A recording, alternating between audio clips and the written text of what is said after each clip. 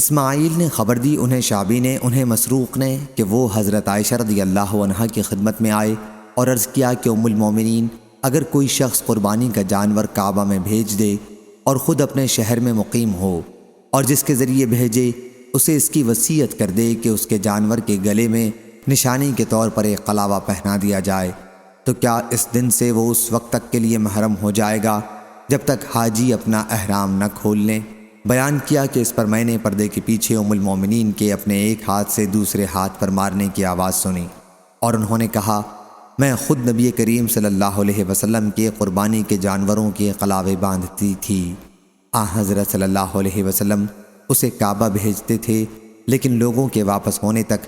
حضرت صلی اللہ علیہ وسلم پر کوئی چیز حرام نہیں ہوتی تھی جو ان کے گھر کے دوسرے لوگوں کے لیے حلال ہو۔ صحیح بخاری حدیث نمبر 5566۔